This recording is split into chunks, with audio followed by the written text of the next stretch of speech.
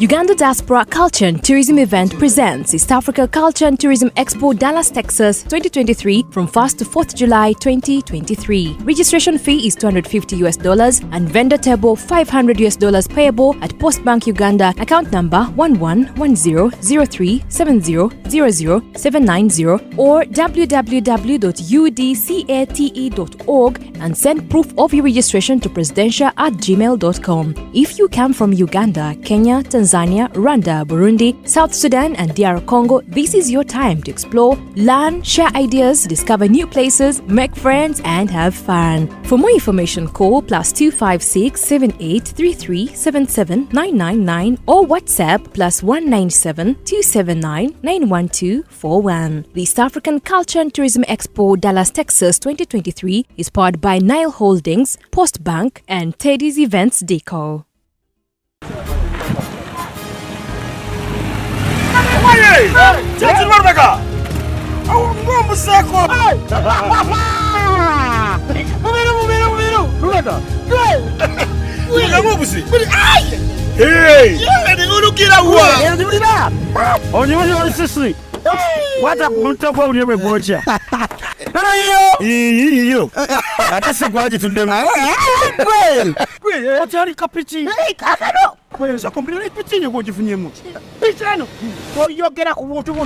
nzadde mu abaana ninamu omukasi pangisamu ennyo nsobesezaamu abaana nyambala gwani kaka tukafuna kiramu kati piki yiyeyo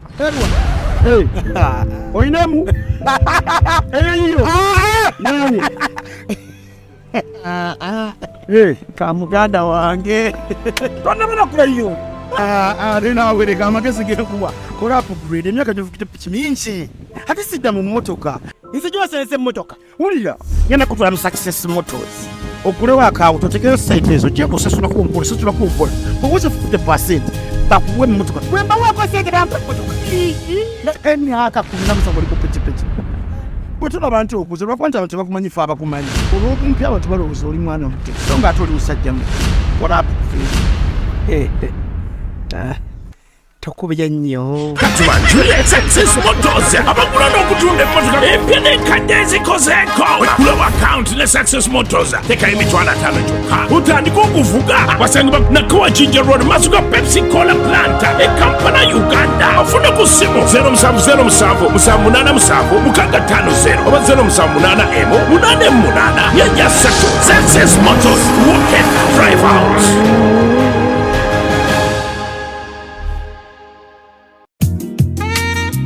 Kaseera kakulya waliwo ekifo e Bulenga awo ku Prime Shopping Mall Restaurant eyitibwa Spice Island Bulenga bagabula ekyennyanja ky'otalyerabira Goodsmeat balina offers buli lunaku eza burgers, sandwiches, pizza byonna ogula kimu ne bakwongeza ekyokubiri ate omwezi guno gwa Ramadhan bakutegekedde futaali erimu buli kimu ate ku bbeeyi eya wansi ddala jangu oloze ku kyenjawulo okukola order n'okubikuleetera kuba ku ssimu 0704 11 17 abiri Spice Island Bulenga. We treat your cravings. naye nze njagala obbabuulira ekintu kimu Kasuku omuntu yenna anaayingira taata wange nja muyingira oba oli profesa oba oli ani nja kuyingira ekyo nkubuulira nze tombuulira birala oyo nonsense, that's total nonsense. Omuntu yenna kobenga oli muyimbi kobenga oli munaddiini nze nja kuyingira era ekyo tubabeerewo nga bakimanyi nze siri mulalu sirumba atanumbye. The other one is my father. We can plan any other thing. Nze kinyumiza nnyo abantu nze nzita omuntu ku bintu bibiri my family and my job era byonna tusinika amanyi kasitozanyira mu mulimu kasitozanyira ku mulimo gwange awo ojja kulaba junior omutuufu kasitozanyira ku taata wange nze bye byesi temumbuulira oyo kasasiro wammwe oba ali mu evening oba ali mu I have the right to defend my father absolutely. Okay, but etampebwa kooti etampebwa abo ababigamba they also have a right to defend their families. Nze ku taata wange I don't reason nze kasitaba nganti Kasuku ayingidde Tamale Mirundi Snr.He nga tweyambala simple sina na gwe nebuuzaako awe nyini we tutandikira ne tweyambala ne tusiwuka empisa nze nakkiriza zange tezesiiga bizigo empisa kati mweze esiiga ebizigo temutuyingira.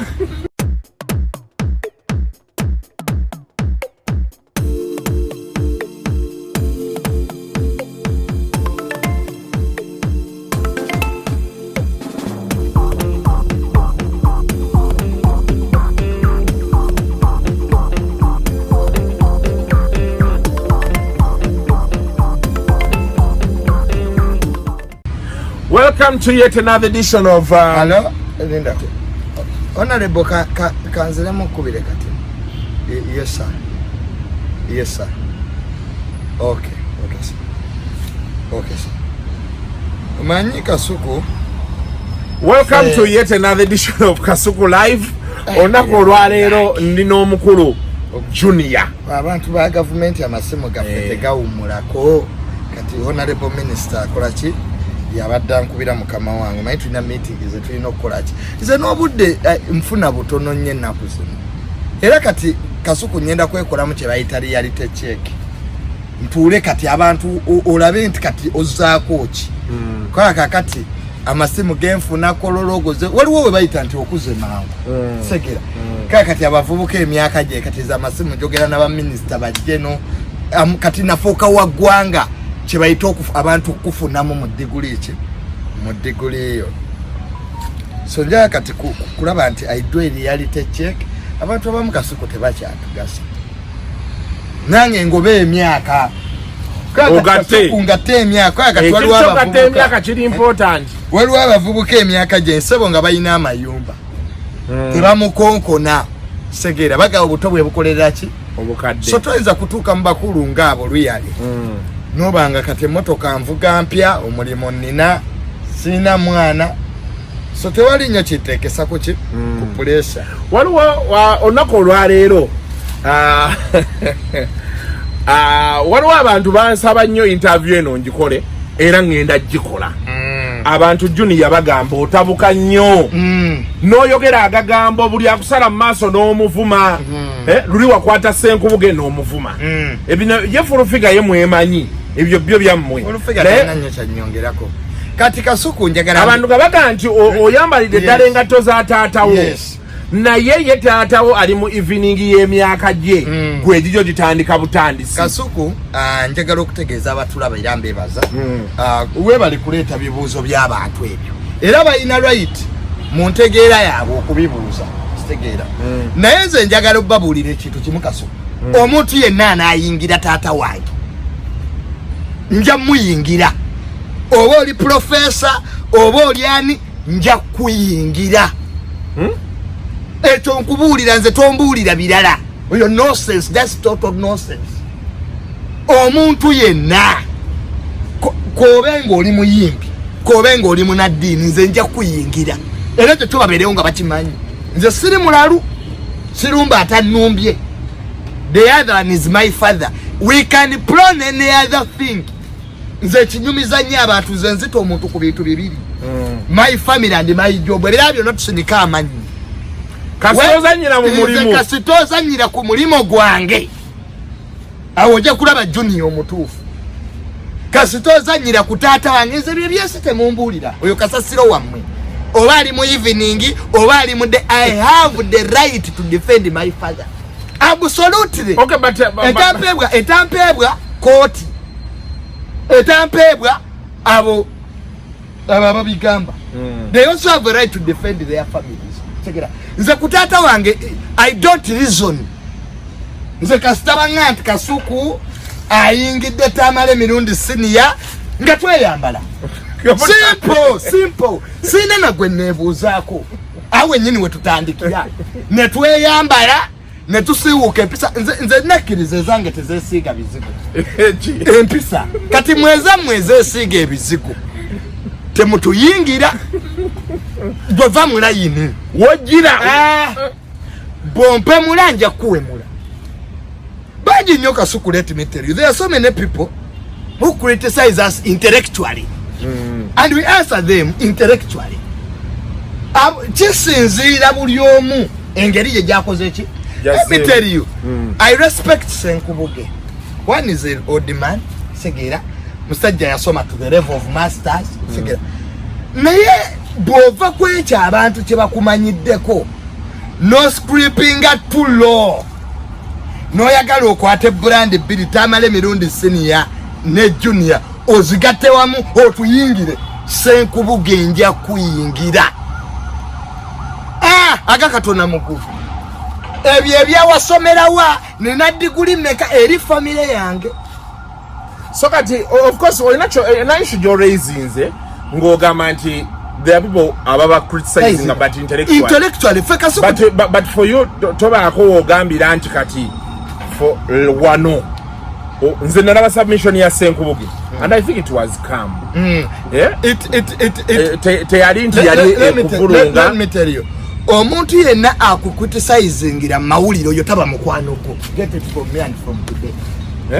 Nze nina abantu bangi abankubira essimu nanga Junior njagala kumitinga tunyumye ku nsonga bweti ne bweti tegera naye kasita omuntu adda mawulire Kasuku n'atandika okwogerera ensobi zo mawulire, think twice.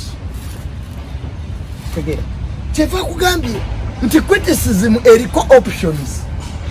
Tegera naffe tulina abantu abatunyiiza abafuga eggwanga lino ne bakama baffe ku mirimu batunyiiza, naye n'abazadde batunyiiza. Kasuku muzadde wo akunyiiza tojjaayo simu ku live. Naye taata wange yankoze kino, you look stupid. Naye ate Kasuku bonyingira tinyanguyira mangu okola ki okuyingira. So separate who Segera where and how. Abantu batuyita kamule intellectually kamwe ekizibu kye mwina abasiru mu ggwanga lino bangi. So the intellectuals are threatened expressing their views. Kasuku bwovaayo gwe ngeyasoma psychology n'ogamba omuntu oyo n'omuntu agenda gweddalu basing on biological and psychological facts bajja kuyita musiri. Segera kati kyekizibu kye tulina mu ggwanga lino. Neze I want to emphasize one thing, okay? Niyo yalekanye emmotoka atasobola ginyigaalamu ofugagana amaalo getusiba twogerako. Kakati naawe Abannayuganda tobanenya. Kitegeera n'emmotoka ezo nazo zijja abamu tebali mu driving school, emmotoka abamu basikire. Leave us who have bought cars for ourselves. Most of the Ugandans emmotoka babawampe sibabawangula bino ebya Pepsi kasasi. Kati omuntu awangudde emmotoka abamu batunze n'amataka abamu basikidde ensikire. It's you who have bought fefa baguza emmotoka onawonswe kati obamuwola mpole tabanyina kapesa kajja kutukira na driving permit. Zichivanga tubavuma ne bagato. It's just a matter of switching off the button. Emmotoka ezikire. Ate wa mmotoka kyeyo ate ndowuya agiriko Range Rover jaka emmotoka naawe muwa kitagijjaako akapeeso batamanyi weka amaze n'akafuna okowa Range Rover nayo neereeta ebizibu bwetyo. naye Range Rover wakyebeereerekana bwetyo anti zo bwe bazikola kati olobogati kyovulanga abazungu tebakyatukuza mamotoka ga bbeeyi. It's just a matter of a button. Look at him. No mtu tamanyi na kusoma start button wezi baba wandikirako. Kasuku tuddeyo wali kankubulire. Ala omuntu yenaze sagala kumanya. When it comes to my dad, I don't want to know. Era tewaliyo muntu ajja kumpa advice tukola nze bwoze bwe nkwando. But intellectually, if you want an intellectual talk, because we also have our reasons.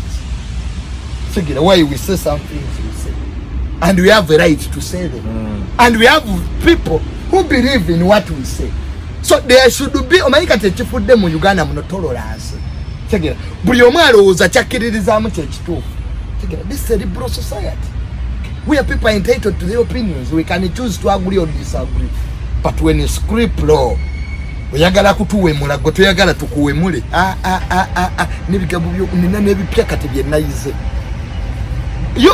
You prone my father waliyo taata owokubiri akamanyiro kamwe mukatugjeeko sibe batusomesa ffe tuli basajja bagumu nnyo sina kyeneeguya. The only thing that makes sense is my dad, nobody else. I lose everything over that. Let me tell you. Nze wandizano ngati le Kasuku waba defending abantu junior ngovu. Those are people. This is my family. Anybody who attacks my father, we shall go bear knuckle. There are no apologies. No apologies. Whether you are who, I'll handle you. I'll handle you. This is my family. We have a right to live. We have a right to say whatever we are saying. Go to court. Go to court and challenge us. Mboli mwana muto. Ndi mwana muto. Baba mboli mwana muto. Lindako. Ndi mwana muto gwasa sule wange. Gwasa sule wange. That is arrogance ati bye mwekwekamu. Homo munange kakati abakulu tebaba kwata bwe bati abakulu bolulwachi bakwata abato bwe bati. It's not one way. Munange ati bali bakulu naffe tuli bato. Let them be old. We are young. Now what? So what?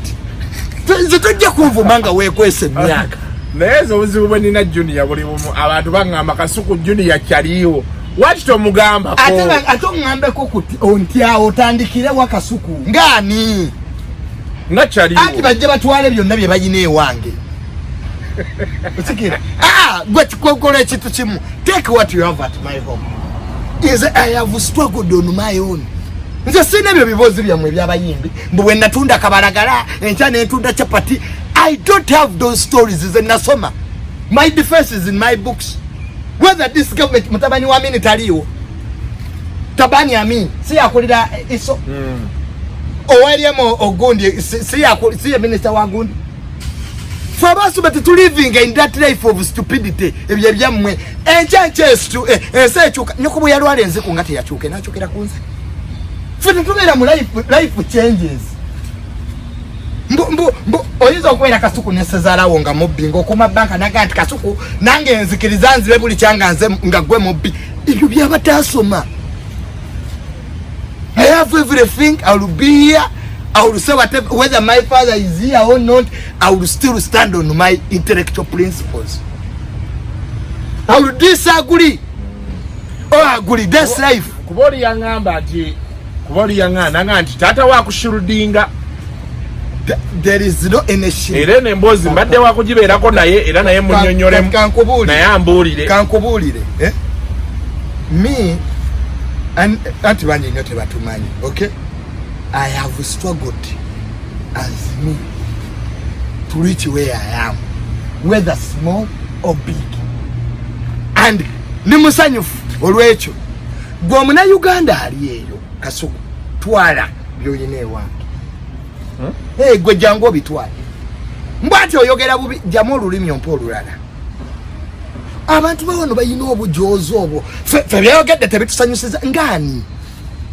Kugandi ndikula mpita mali yaki nina kuddawo Kasuku njogere ebibasanyusa teri muntu omukulu ajja kunfu. If you are wobali mukulu respect your age genda mu byaba bino biveemu fe twakiriza tuli bato. Anani yambala taata wange ne bwobo yine emyaka 7 buza senkubu ezo masters zo zigasagwa. We can disagree intellectually. I respect Ugandans. Abantu ukid intellectually. Yagamba naye twadde tulowooza bwetuti. Chege nawe n'omugamba nti nze ndowooza bwenti. You didn't disagree with. Ne bodde yakala okozese essimu. This phone. Nezo kamera zamu. Manyi obwavu bwe buba kusumbuwa. Poverty. Nze tulina kyojja kunkola ate tulina kyonyamba. Nze bwendwala biruzi zange tezibeera wamu. Nze tebankolera kawoshi. Kakati akakamanyiro kamwako kembala bamuteeka ku bayimbi. Fe tuli we are politicians. Fe programu za fe muliro era tuteekako disclaimer. Tewali apology. You choose to watch or go. Kati obatata wange ali mu evenings. Now we give way to the new Tamale. No, now the new one has come. Ala juli yangu tunulira sikutegera. Ati ze sagala manya. My life is not an essay. Every idiot Tom and Dick Harry will sit wherever he is and discusses me. That is sheer stupidity and arrogance. These are individual choices. You are ready to follow this one. I'm ready to carry. My father is my burden and I'm his burden. Simple. Mr. Kasuku, the moment I see go to Yingiri the boat, I have a role and a duty to protect my father. There is no choice. Ne Bible egamba muzadde wa Kasuku ekitufuula abantu be bazadde bafu. Ngabasinga tebanga sawa. They have never seen me in their homes. I don't even think we shall meet. Nze jango ngambe tiamu yagambi. There are categories of people Kasuku bojja no ngamba. No uliriza. Nyirawo boda. Nti mukulu wange yamu yagambye. Mukamange minister yage. But they also say it as sheer arrogance. You start giving us what to say. Who are you? Idiots. Obutasoma bwamu.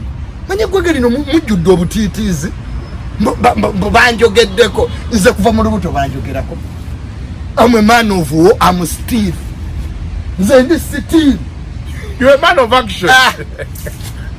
So take that stupidity of who discusses me. And Kasuku, that should be the last time you are telling me, Sandy. So who? Who gives me what to eat? But my name is Zibu Biawi. But I don't concentrate Zibu Biawi. We are intellectuals who went to school. The Narama blackboard Yesuka Mukubi na Mukaga. I saw more than 16 blackboards behind you. And I'm going back to the master's degree. I will sit on knowledge because knowledge is my defense. Era just garanga njogera byenjogera. Where's a younger old? But is knowledge everything? Whatever everything, what you are dayosome. Why did you go back? Junior, totunulira nzi. Kati mbuliza abantu. Kati Kasuku. Era bw'otyo bwe wali mu live ze kimu ibiri nondeetamu. Lindako. Musiba twali tutudde wano omusajja atuyise Junior. Mwaba wadde. Batuyise. Batuyitira nsi yonna. Mwaba wadde bano ba idiots. Obudde. Segera. For us, we are very informed people. Nzidi mukungu wa government. When I tell you government is going to do a PCT and you say no, who is stupid? I walk out.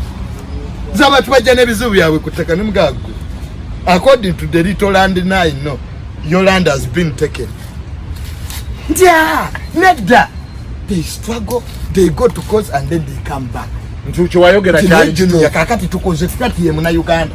Omugamba toye eri eno nabuuza omulala toye eriwa. That's a typical Ugandan. Ate bw'amala obbula nadde ewuwo. Ate kakati nkoze ntya. So this society, what? Maikati ekireese obuzibu ekyo intolerance. People think we should have ebirowoozo byebimu. I'm a student of psychology. I'm a student of reality. Kakati nkulaba nnyo wano tukyaza. Kasuku oyo tomuzza. Do you know they make a page you? Wasoma kwenkana ki? Wizo okuba wasoma masters mu kunaaba engalo. Have a master's degree in washing your hands. So Kasuku, me am not my father. I'm a junior Tamale Mirundi who is entitled to my opinions. But the fact remains, if you attack my father, you're going to come. Boba tuyagala nkuvume don't. Sirumba atanumba. Tege. Kasuku ze sirumba atakola ki? Atakulumba. Gotgena mu court otulope. Nze sekanya abantu aba bakola mu government. Tatange balina disagreements. Very powerful banyankolesi with a lot of power. I sat with them. I told them, now you people, why don't you do ABCD? Then I tell you, family. We sat, we discussed, we disagreed, we agreed. Now you little Ugandan, and they start directing me on what to do. Don't accept arrogance. You educate it. You should back your opinions. Say what you want. This is a free world. We are governed by the Constitution of Uganda. Nobody is above criticism, Kasuku. That's why you went to school. Omusajja yagamba papa nti esi yetolula niba mutta. But actually, the man turned into a set because they found out we are byali bituufu. For us, we shall die. I disagreed with Pop Wine. Tali ya magere mubigere. As ever removed the government. I told him, now you man, Bob Wine. Is it trouble na bano bakasasiro bamweyo je mubeera aba mawulira abanaku abamu. Je mutuuleyo mubu. Hey, I'm not your level. I disagree with Bob Wine. I went to Jerusalem. We talked what we talked. Do you think we agreed on everything? I gave my opinions over land. In total, environment of no intimidation. And you tell me these idiots, kutuzanga wana abasiru babo. Babulire mu ebyokola nze amusano of Mirundi. Grandson of Yohana Mirundi. Without my father or with him, I will stay on what I believe in. I thought Bobo and Point Black may have gone.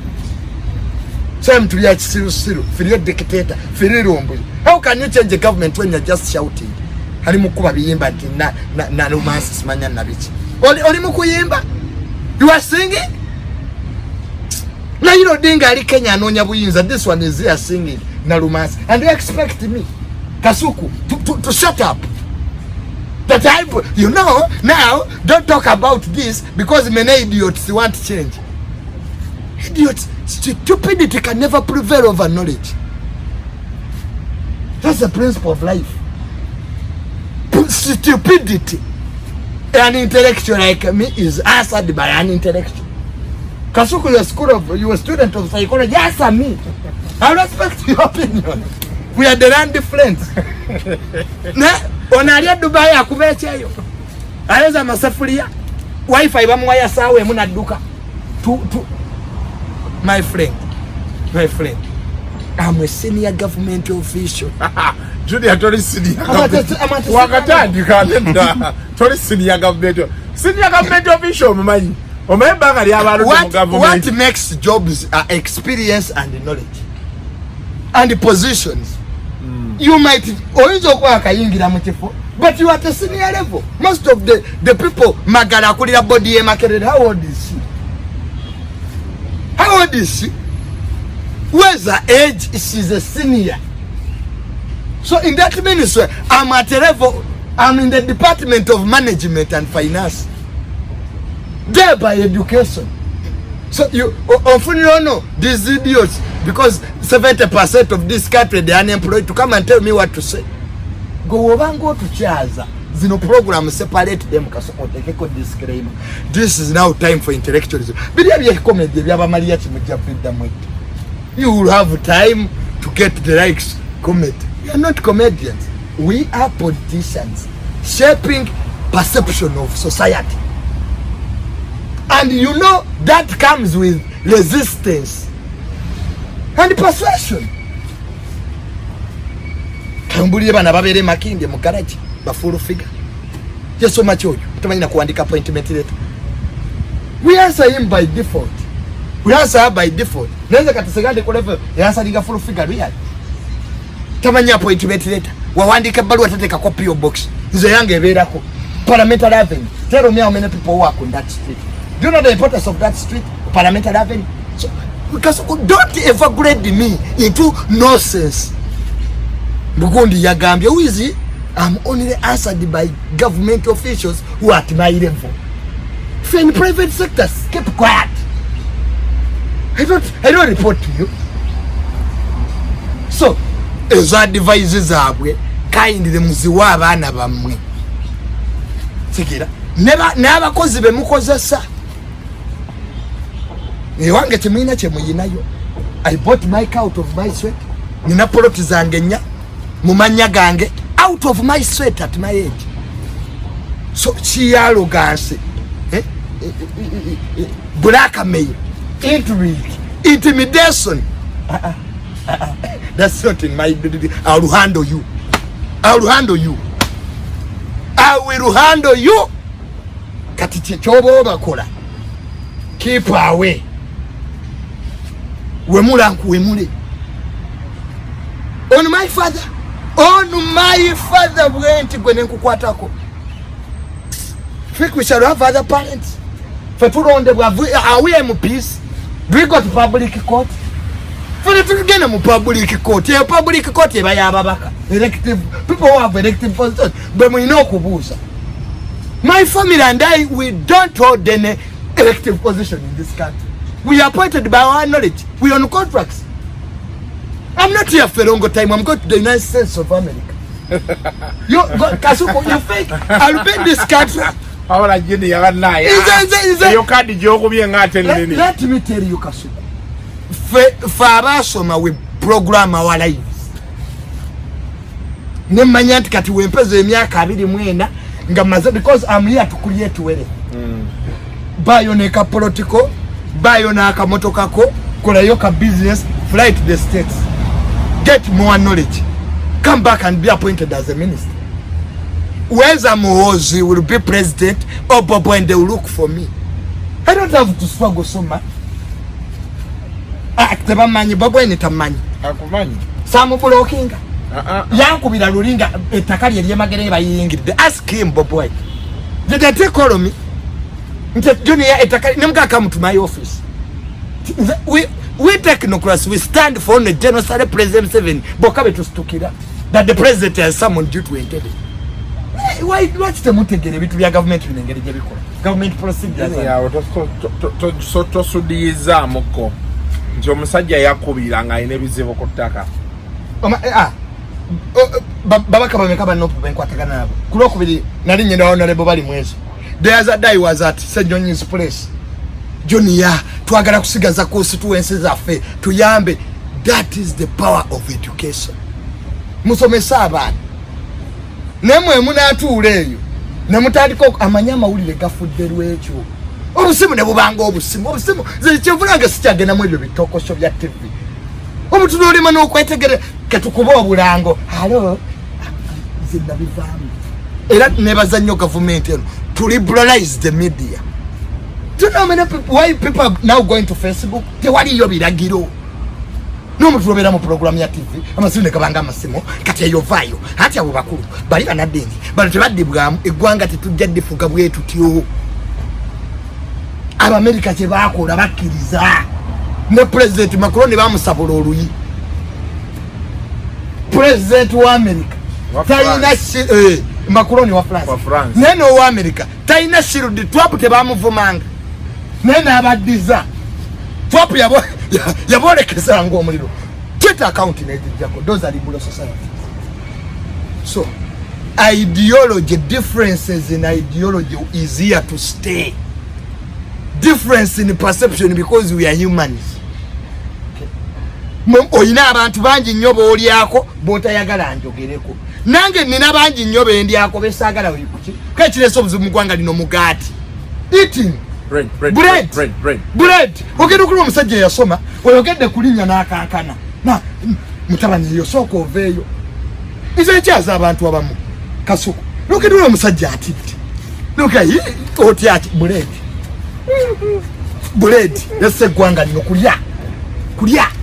kulya nefe nabwe tunaalya ne wabula wayogera amazima tugenda kuddawa abaana baffe bagenda kuddawa nze byenjogera si byange by'abaana bange bana ki benyenda okuzaala nina omukazi ali lubuto lwa nnaku 4 but every time I check on the paper abakazi kyova abatubye batumaze mubuzo omwana yekyusiza ennaku 4 ali lubuto nakugamba nti yekyusiza kati ali eno omukazi ankubira amasimu junior omwana yekyusiza omwana kati I send money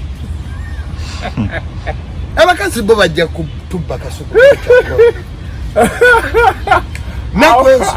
nakyendiko nalumufunisa yedda I think 4 days ago naye omukazi ankubira amasimu junior omwana tannajja obaana munaaba ate abali mu mbuto betaaga okulya kino omukazi ali alinga kazi ngemada ngoyitiri mwakisusiza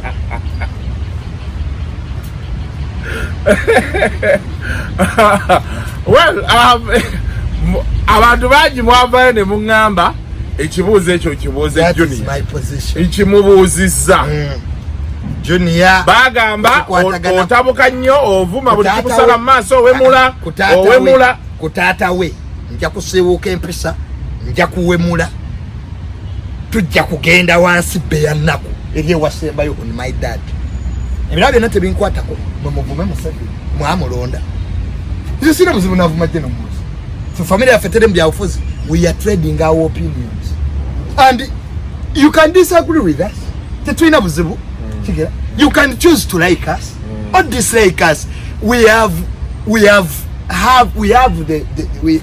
that space to under our enemies nze Kasuku I have free friendship oyinza okujja nga Junior sikwagala I don't like you nebona akola kisijja kwagala nga okay I can also handle omulana nga Junior I like you njagala nnyo content wo thank you so much omulana nga ati meow will cause trouble in your life I'm here just to cause trouble there are people like that ngaye Kasuku aliwo kulaba Kasuku okoze eki akuse wansi kano ya Kasuku njikubye ntya they are there. Some of them are pretenders, they are friends, they are there to cause trouble. But we can handle them too. So me, Junior Sagala Manya, I don't eat from your homes. I'm not your kid. Don't worry about my future. My future is secured. President Yagambati, secure your what? Your future. Your future. There is no future, the future is today. Ndako Chief Justice Arabika. Also, I'm sorry. Oh, okay, sir. Okay, sir. The letter to the president. Okay, okay, sir. You see, checho chemutamanyi mukolerera abaana bammwe temutuwalana kazwali abaganda nabo babenga Junior omwana we yasiranira mu kyalo nedda nze wempise walala. My story is different. To be like me today is changu. Today is a good day to be alive. There's a letter that goes to His Excellency. I have to sit in office and I finish it. You are there, big people are calling. Now we waste time with idiots. So kumutukola bubi katsinga mbadde ku topic indala. Eba economy Madejala ebisi yagaliro nayo lyayise madejala kubuza ku gondi madejala kubuza ku sejirinya ne Alan ne mbadde nonyano ku feed yange ndabe press conference yawe egenda maso eri mugena maso I don't know if the press conference has sat because press conference eri mugena maso etukide je bakoze no mwogezi wa no why something from below. I don't know what they have agreed on and what they have said because it's going on right now. I think jakuleta ngoma zo kujitegeera bulungi ebijiba nayenga etteeka ly'ebisiyaga Kasuku parliament lyayisizza parliament yakoze omulimu gwayo okugiweebwa ki semateeka because the role of parliament is to make what legislation budgeting oversight okunonyeza sente z'omulimu w'omusolo n'obwo obukiiko bwawe hakati naye etteeka eryo nze kye nandirowoozezza pulezidenti ayinza obutaliyisa bwatyo kubanga nze kye ndowooza nti the state of Uganda teyinza kuyingira mu sex w'aba adult who have consent abali above ki 18 so the role of that law was to protect minors okusinga abaana abato abatasobola kukola ki masomero baana abato abatasobola kukola ki kwesalirawo kifuna wajja kubaawo ennongoosereza muteekere nga president tamuyinza teekawo death penalty eggwanga eririmu death penalty abazungu balyalisolatinga nnyo because as the technocrats we have to look at how we are going to run the country with European sanctions. I don't think we can manage. Kenya in economy yamanyi, South Africa and Egypt and Nigeria, they're one of the top economies in Africa. Do they have such laws? I don't know. You should know. You're a journalist. Don't say that you don't know. Junior otali seka tukumbulira bwegenda kola mulimu gwango mayebo otabulira buli akuli okumpi. So let us say we are moving to the East African community. We must have universal laws. Okay. But we don't know what the president is going to, because nabi abantu nga Andrew Mwenda bavudde eteeko kulikola ki bajjagena mu kooti ate ne bavaayo ababavuma. No, it's their constitutional right.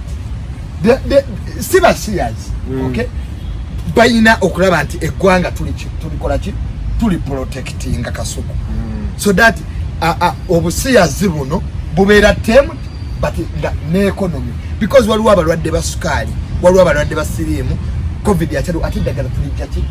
So our European partners should get involved, and our American allies in streamlining a law that will protect the minority, the young people, and to curb this promotion of homosexuality. But Parliament did its work. I want to thank them because it's their mandate. Now the Akasokatkaliwa president to sit with his advisors and ask the technocrats to give our input on that law. To give our input, wait at them.